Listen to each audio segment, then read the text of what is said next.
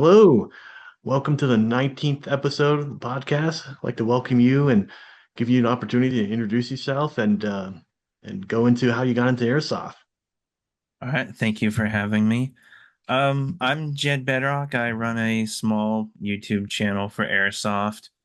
I originally got into it when I don't know, I was like 15 or 16. Um, my friends had a birthday party at the local indoor field, and I went. It was the first time I had ever seen Airsoft. It was like 2015, 2016, and I fell in love with it immediately. And at the time, I actually wasn't half bad at it either. And then my 16th birthday rolled around and I did it again. And then after that, I finally scraped together enough allowance money and I bought, and I have it in pieces.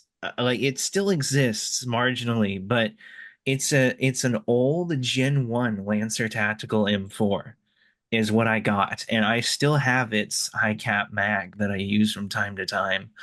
I played with it with friends on their property, and I played with it until it broke, and then I used it at the indoor field. So it definitely got its miles on it. I definitely got my money's worth. Back then, it was like $99 for that sucker. Honestly, it was a pretty decent deal at the time, but when I got older, around like 18 or other, I decided that I wanted to get into airsoft more.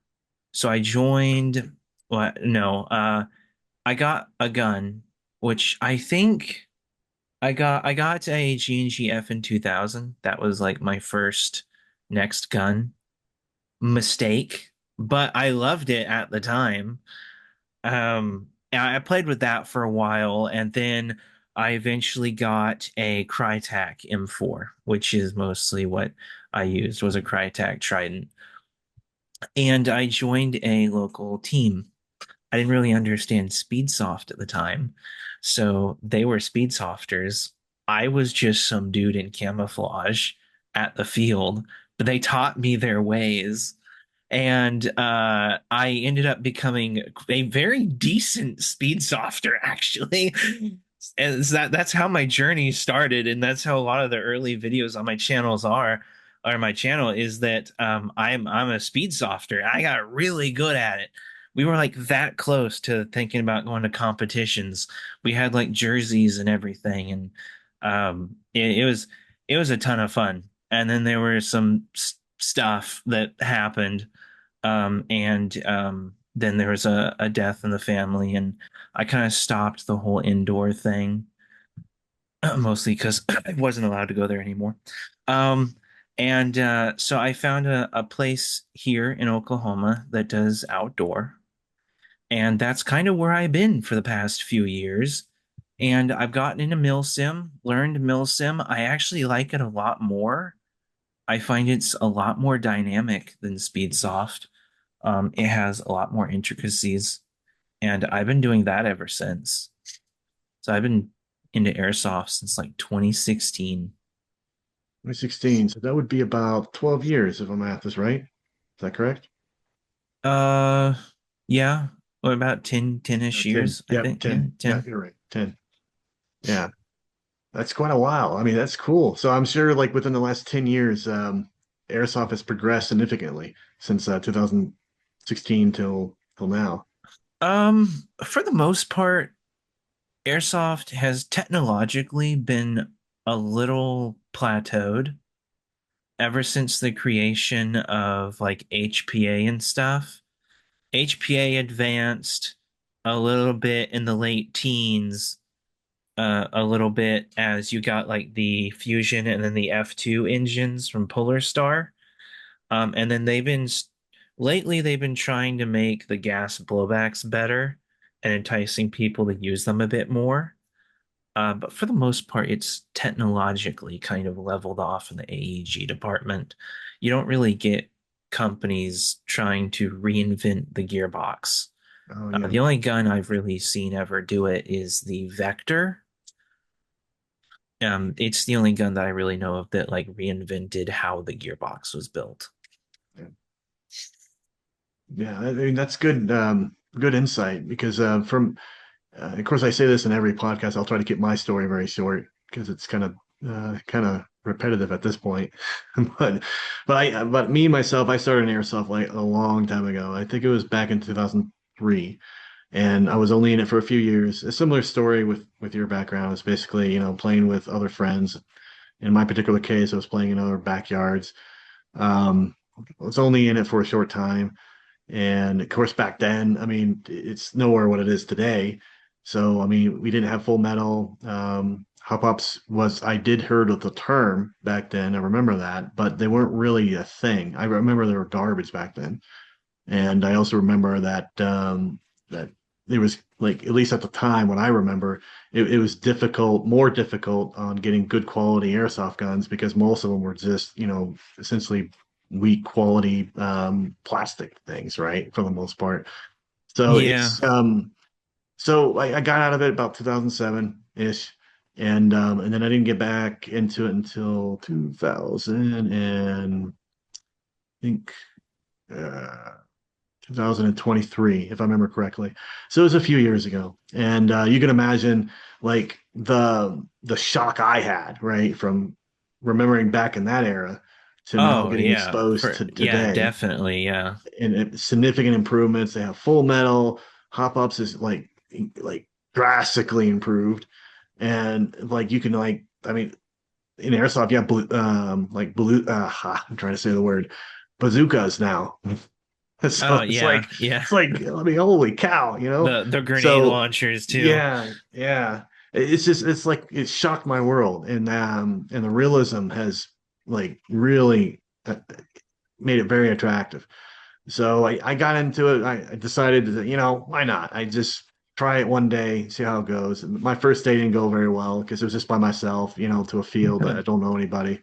But then on the second day, I went back out and there was a guy in the line that found out that I was new and trying to get back into it. He's like, you know what? How about you join us? You'll team up with us, and then we can like kind of get you wet on how things go. And then if you like it from there, I mean, yeah, we would love to have you on our team. So they were very open, very, welcoming. And if it wasn't for that, I probably wouldn't have gotten back into airsoft. It was that little, sense of community welcoming, basically got me attached.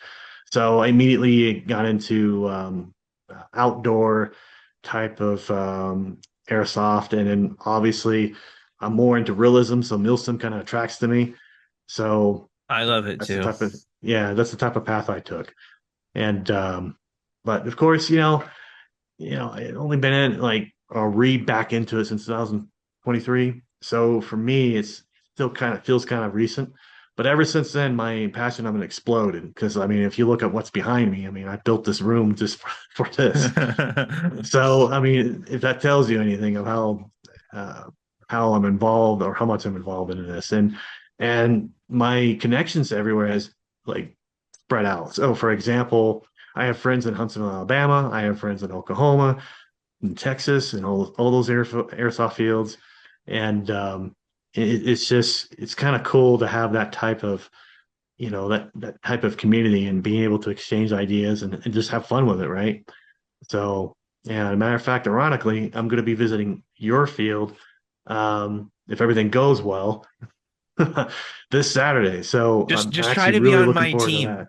I'm bringing the LMG this weekend, so try to be on my Well, team. I don't know if I can play because I'm getting married pretty soon. I've been ordered to Oh keep my no. face intact because I got to be pretty for the photos.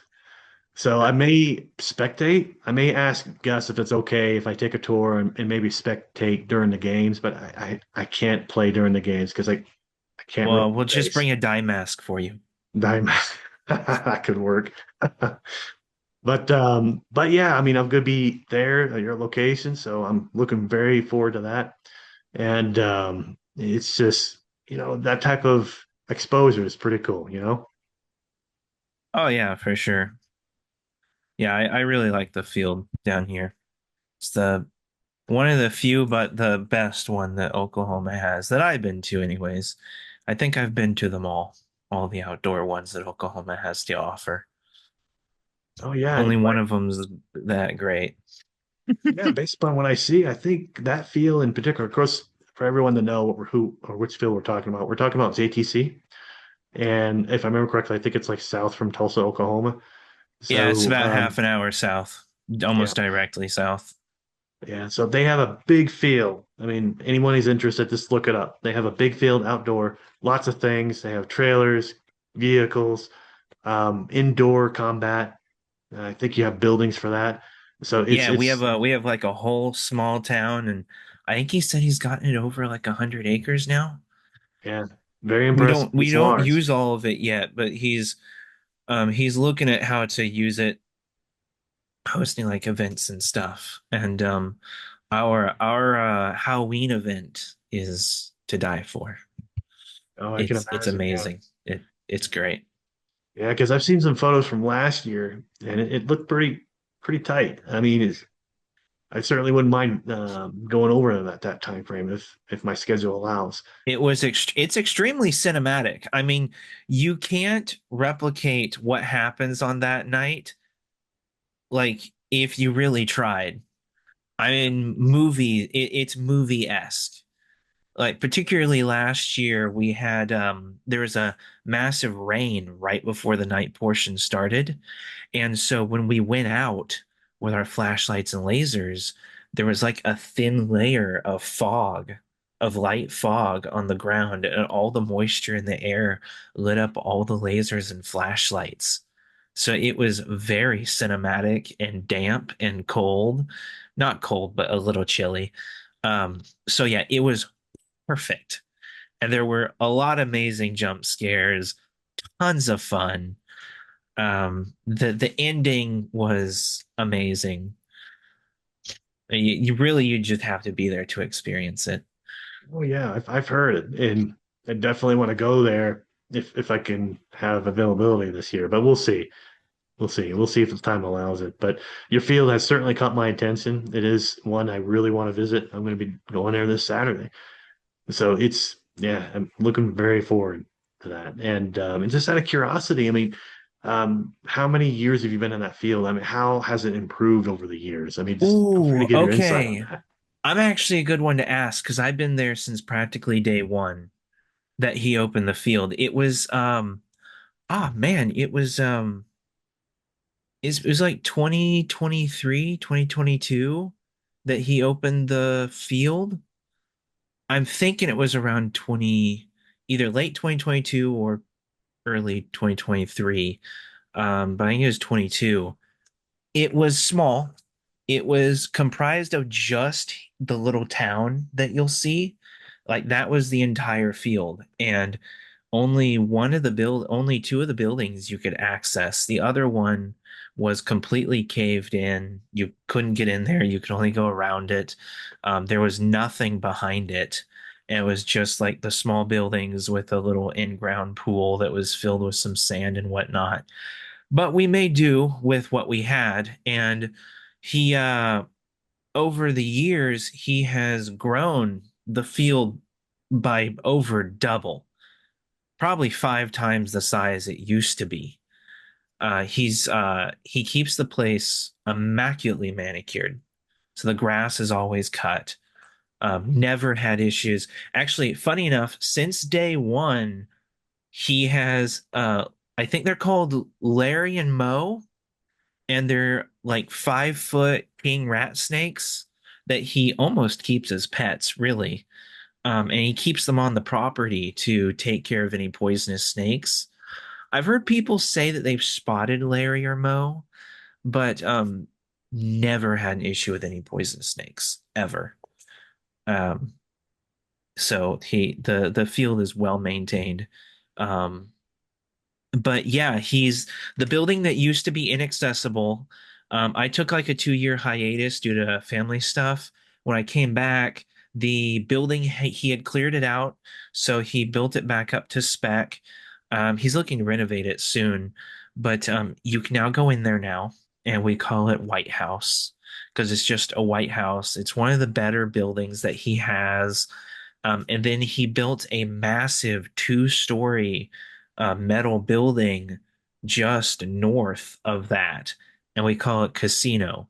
And it's a lot of fun because it has one rear facing window, two front facing on the top.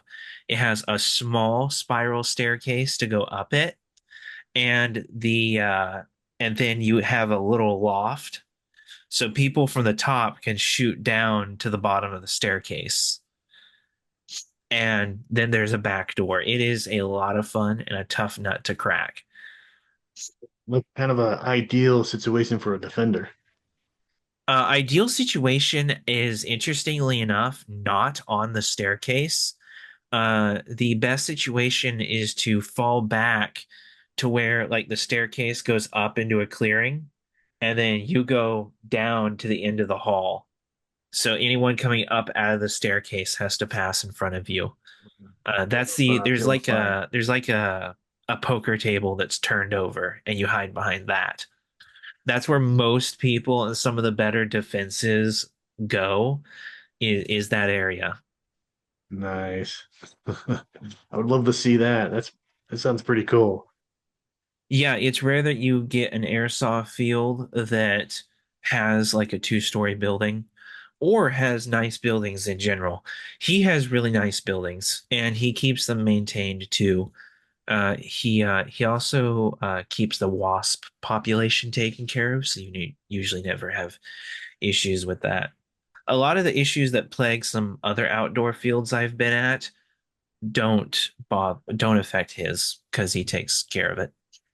Oh, that's good to hear. And especially like the wasp thing. I know that's a thing there in Oklahoma.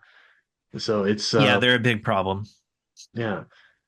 Yeah, so that's good that he takes care of it. I mean, and again, I'm sure other airsofters notice. I mean, once you show that you're taking care of the fields well taken care of, then more airsofters want to keep going and keep coming back, right? So Yeah, that's he's pretty cool. he's created something that I always hoped for the Oklahoma airsoft community, because if you were either not liked by the people who ran the indoor field, or if you were not into indoor, you were kind of tough out of luck because the only outdoor field was a really, really bad one ran by the same people, or it was one down in Oklahoma City, which is like an over hour drive for anyone in Tulsa. So his field is, not only do I consider it the best outdoor field in the state, but it kind of saved airsoft in Oklahoma. Yeah, And that's why a lot of my videos are from there, because I mean, that's basically the only place I go now. Um, but oh, learning how to so play outdoor at his field is kind of what's propelled me to go other places. So I've been to other outdoor fields, other Milsim events, and stuff like that. yeah, so the field has acted as like a pre-stage for getting your feet wet, which got Oh you yeah, more into it has Milsim. everything: building, breaching, outdoor combat, woods. Has a nice equal amount of woods and clearings. So you like if you do decent on that field, you're gonna do decent and be well prepared to go to like an American Mill Sim or something like that. And that's what I've done. Ah, nice, nice. And earlier talking about videos you're describing, do you mind if I show some of that on the podcast? Oh, sure, I don't mind. All right. Give me a moment here.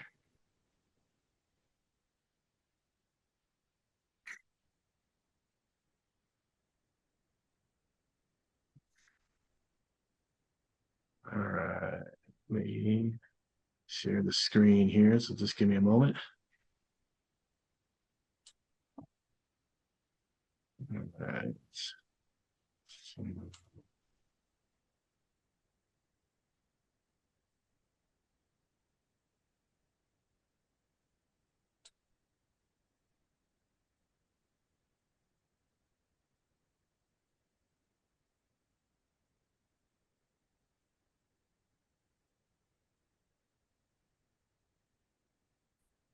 Yeah, a lot of my airsoft career I spent in school.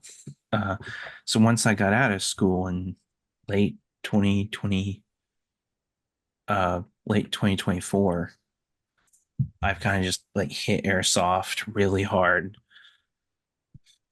So most of my airsoft collection and accomplishments are from the past 2 years. Oh yeah, that's pretty cool because I definitely noticed you made some improvements. Of course, we'll talk about it here in a moment. Can you see the screen? Yes, I can see it. Okay. All right, the video's rolling. Can you see the video rolling? Yep. All right, awesome. So feel free to describe what's going on here and also where you're at on the field as we go. Yeah, so you're about to see what we call casino. So the field is pinched between an electrical high line and a highway. So the highway is to my right and the field is to my left. He has, it's kind of hard to see in this particular view, but that's what we call White House.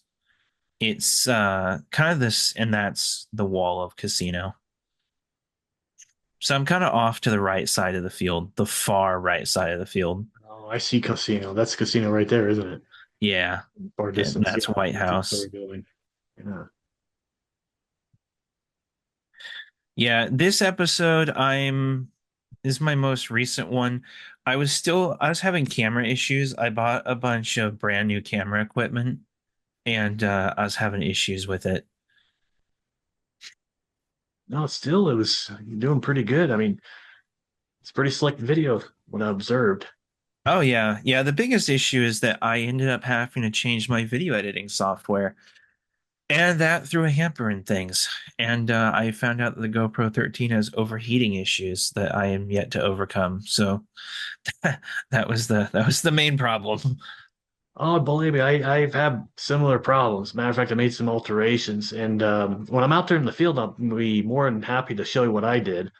Um, it extended my time. Of course, mine still overheats, but it extended my time significantly by doing small little modifications.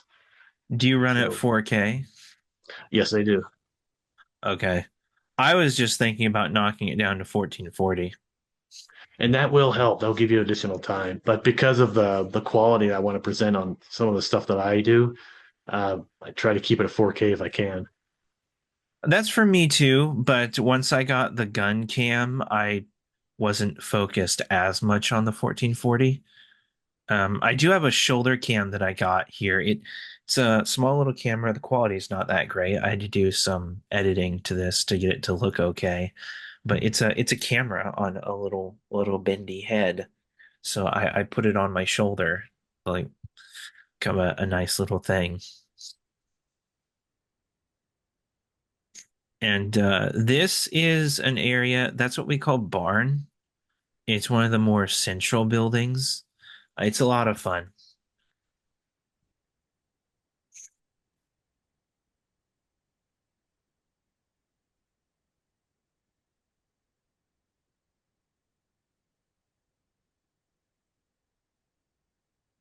Yeah, some of this, I believe, I think this was a pickup game day.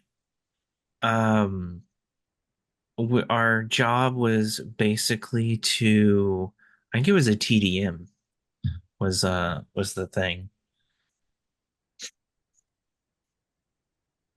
But even recently, they've made modifications to the field. Like there's a junk pile that you can kind of see through the scope now off to the top right corner. Yeah. Last time I was there, like 2 weeks ago, he leveled that and he was going to replace it with a bunker. So he keeps making modifications to the field to make it better.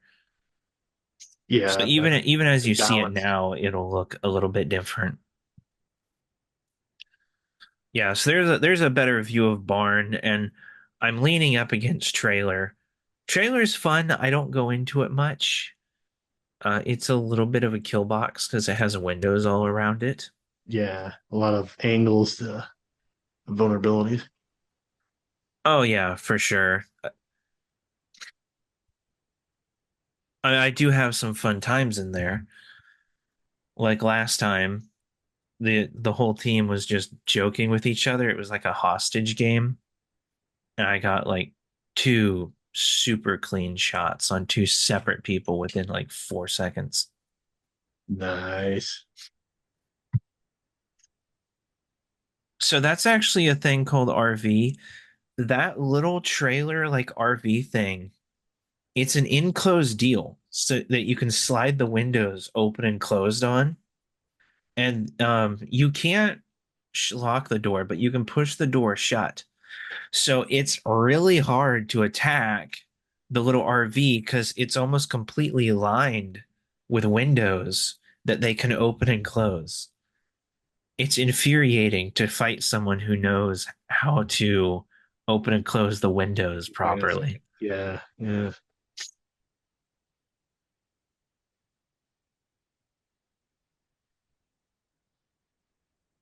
Actually, the LMG I'm using in this video, as it appears here, it doesn't, it resembles nothing that it used to be anymore. It's completely different.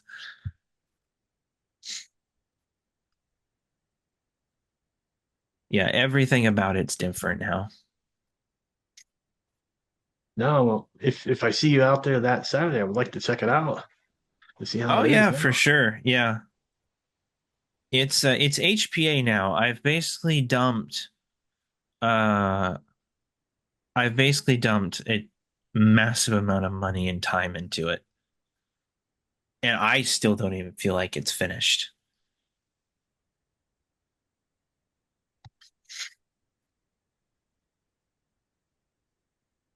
I always like pushing White House from this right side because when you're hiding behind the wooden slats and the bushes, especially in the summertime, you're a lot harder to see and hit.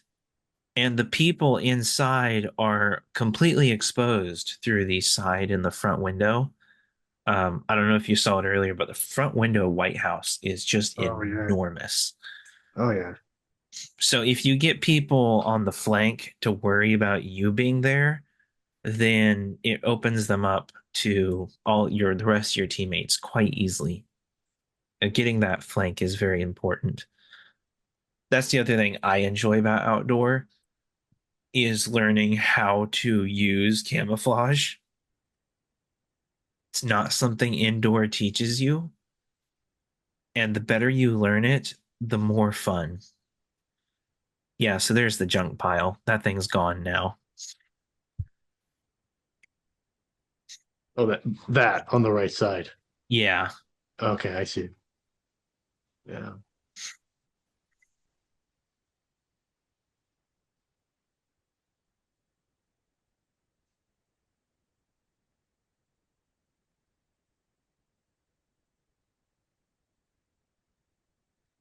Yeah, when I start making videos again, I'm definitely going to give my videos a facelift. Oh yeah. I mean, for what you're doing now, it's pretty good. I mean, no joke aside, it's intriguing. It's The also some audio of makes it the a lot more entertaining for sure, yeah, but absolutely. Because there's been some times where you would say freedom and you were shooting, and it just the timing yeah, of it that was a lot of pretty fun. slick. Yeah, I got a new smoking tracer unit for the gun. It puts out a lot more smoke and the flash is a lot more prevalent. The one I'm using in this video crapped out on Halloween. It was kind of low quality. The new one's a lot nicer. The new one also the new one can be programmed with an app. So if I wanted the muzzle flash, I can change it to be either a rainbow of colors that oscillates, or I can set it to be one singular color. So there was one day I was shooting rainbows, and that was the muzzle flash coming out of the gun. Nice.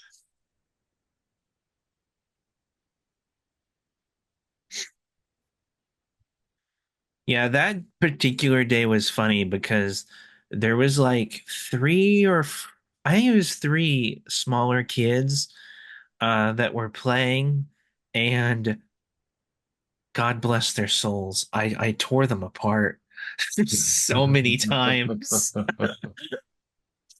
They're usually the most easiest to target. Yeah.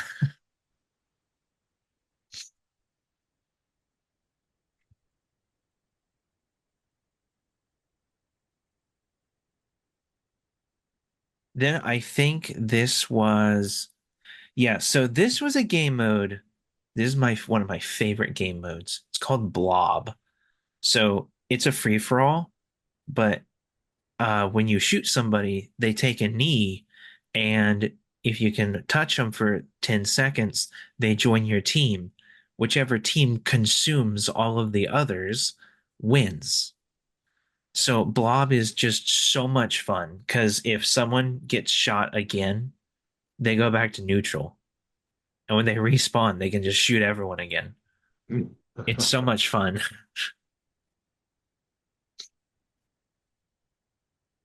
How long is the time on each game typically?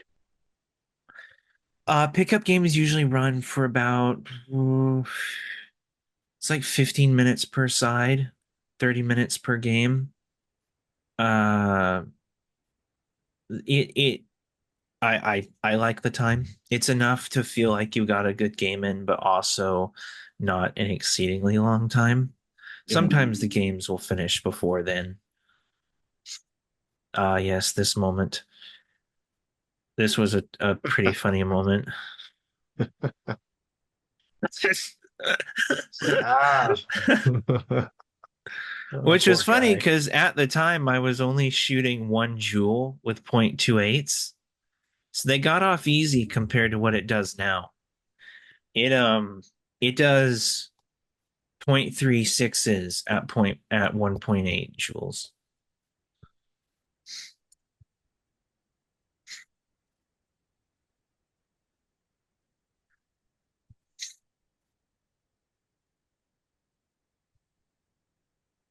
One thing the field has, and it's a favorite among a lot of the players, is that the owner will host milsim weekends. So it's like every other month for one Saturday, it's a simulated milsim. Oh yeah, this was great. I heard the kid coming.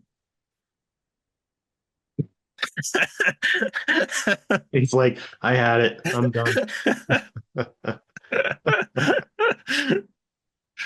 Hey. Yeah, it was a great laugh. Airsoft is just fun a lot of the times. That's one of the things I love about it. I don't think we really ever gotten somebody with an ego, like any of the like popular airsoft videos, like the cheaters or the fights or anything. We've never had any of that at the field that I've ever witnessed. It's just a fun time. It's a massive stress reliever, and that's one of the biggest reasons I love it. Oh yeah. I mean, I can relate to that because when I play, I just feel like the adrenaline rush and then the joy of moving from one type of gameplay to another or a position or flanking or anything in that related to that. It just gives you a thrill. It's just, yeah, I mean, definitely understand where you're there coming is from. last Milsim weekend is really the best example of that, and it's that a lot of the people on Green Team were not used to Milsim rules, so we use American Milsim rules, so it's like camo identification. A lot of people on Green Team weren't used to that. So, and tan, there was like it was like a 2-to-1 ratio for green to tan. So there were not that many tan, but there was a lot of green, and it led to green friendly firing the entire team multiple times. There was one objective where green took it. There was like one tan, and we shot him. Green took the objective, and as we were leaving, green started shooting at us. We shot back, and then a ton of people got downed. It was a mess, but it was so much fun because the lack of communication was on a completely different level. It was amazing. Only imagine. I mean, just the thrill of that, having to go through that, have a good laugh out of it. I mean, But a lot of people could have been mad about it, but it was so bad, it wasn't even frustrating anymore. It was just funny. It was out of amazing. curiosity, do you guys use comms often? The JC. We're supposed to, but a lot of people don't. Geez. So on Milsim weekends, on pickup days, we don't. Unless you get that odd like two or three friends that brings their own radios, and Yeah. that's fine. But on Milsim weekends, we have radio frequencies. We're told to use them, but a lot of people don't. I try to, but a lot of people don't. So when you get a ton of people on one team, it leads to nobody really knowing what's going on except for the like two or three people with comms.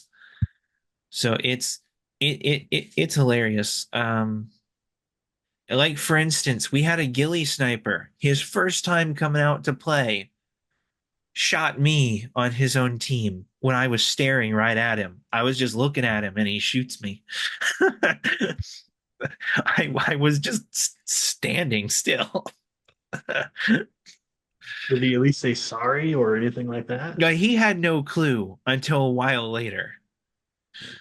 And I kind of had it coming because I had friendly fired another one of my guys too. Then he friendly fired me again later. So it was fun. Airsoft is fun.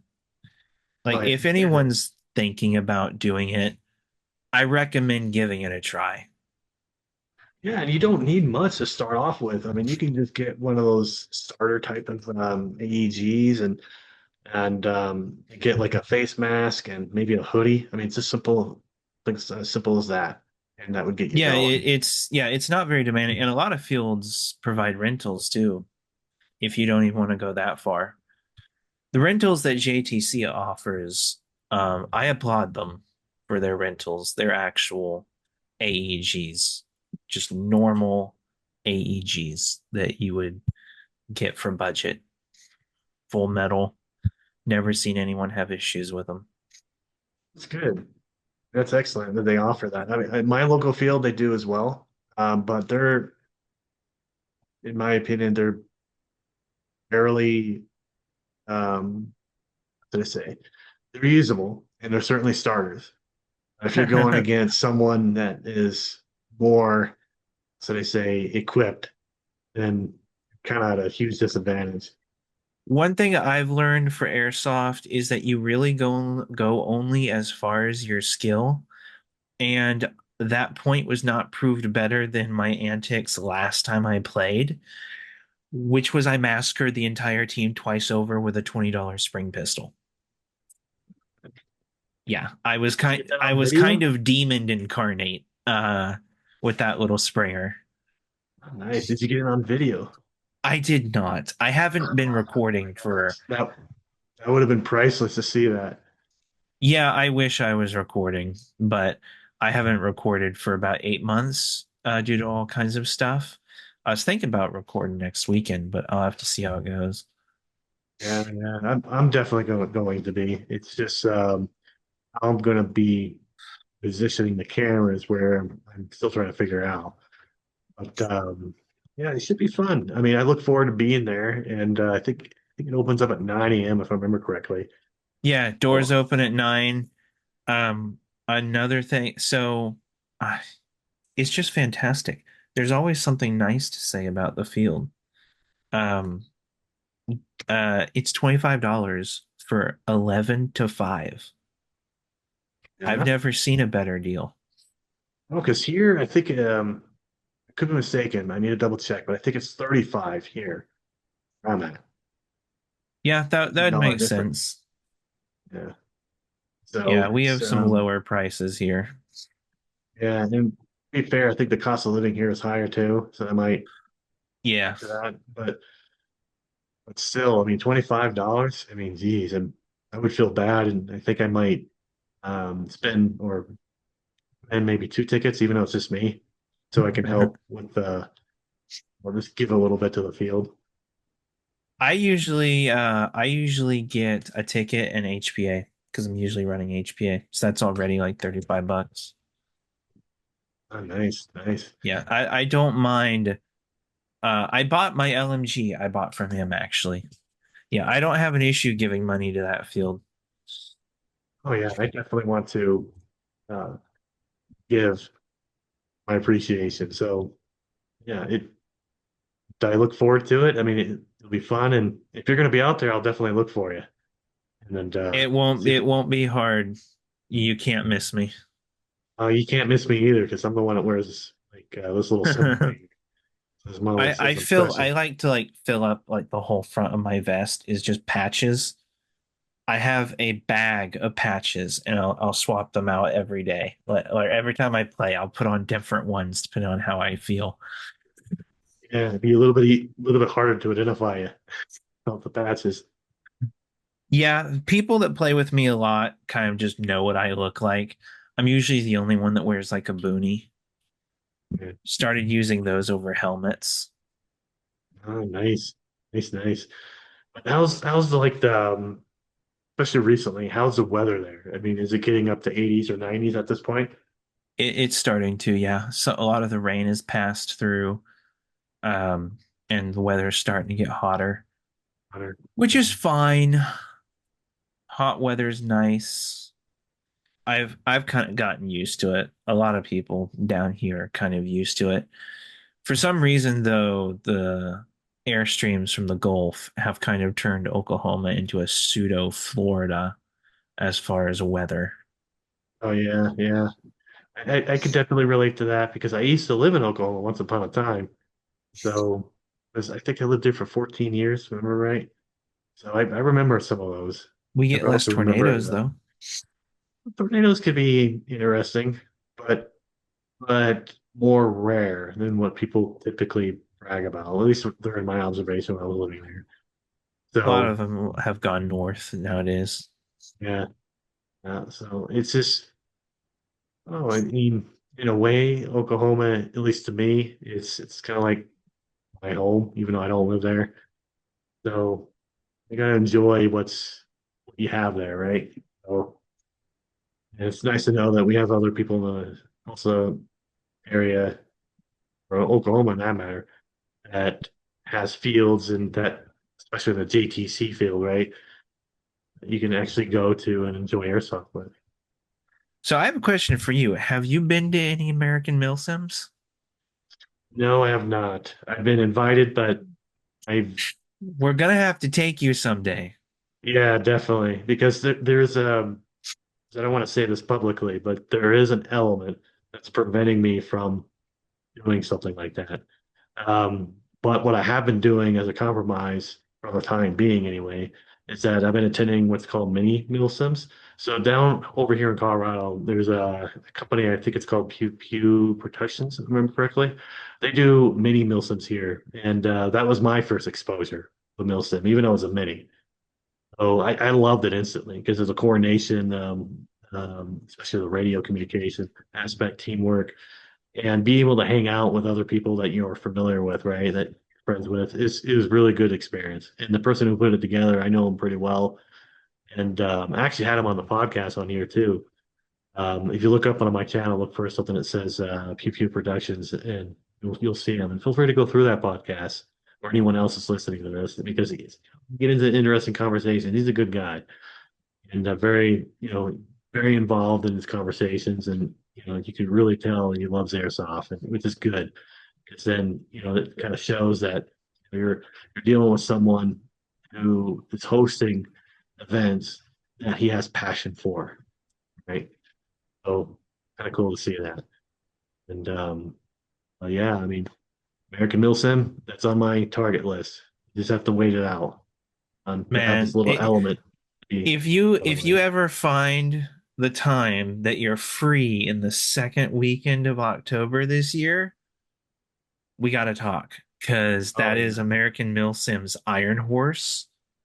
That'll be Iron Horse 8. I went to Iron Horse 7 last year. So much fun. Amazing. I love the AO. So much fun.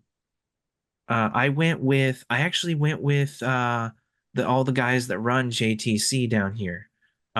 We all went together. That was a lot of fun.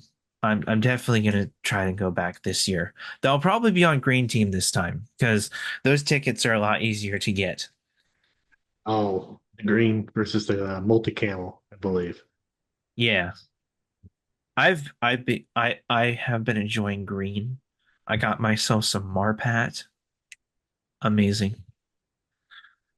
Yeah, definitely. I mean, if the schedule opens up, yeah, I'll definitely contact you if that's something I would definitely want to get involved with. Yeah, and I learned a lot of things from that milsim. The chiefest of ones is how to fly with an armory in your bags. That's an experience. It's actually more of a no questions asked experience if you do it properly. Yeah. Nice. The key is flying while declaring your airsoft gun as an actual firearm. Boom. Easiest thing ever. I mean, you're nervous when doing it for the first time, but once you've done it once, it's really easy.